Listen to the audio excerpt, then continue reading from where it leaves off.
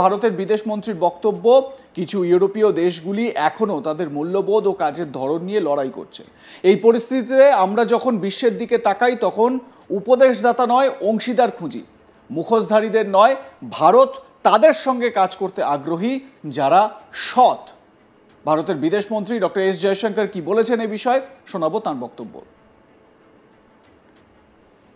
Well, look, when we look out at the world, Samir, we look for partners. We don't look for preachers. Particularly preachers who don't practice at home what they preach abroad.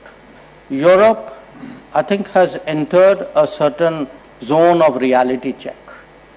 Now, whether they are able to step up to it or not, it's something we will have to see. But from our point of view, if we are to develop a partnership, there has to be some understanding, there has to be some sensitivity, there has to be a mutuality of interest, and there has to be a realization of how the world works. And I think these are all work in progress to differing degrees with different parts of Europe. So some have moved further, some a little bit less.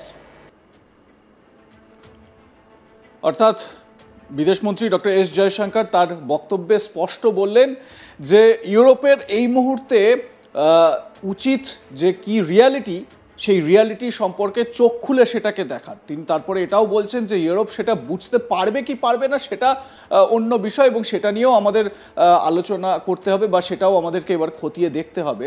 একই সঙ্গে তিনি এটা বলেছেন যে আমরা উপদেশদাতা চাই না, preacher আমরা চাই না, আমরা চাই পার্টনার যারা আমাদের সঙ্গে শ্রদ্ধাশীল থাকবে এবং পারস্পরিক বোঝাপড়া থাকবে, যারা ঘরে একরকম বাইরে একরকম, এই রকম উপদেশদাতা বা এই রকম কোনো প্রিচারকে তো একেবারেই চাই না।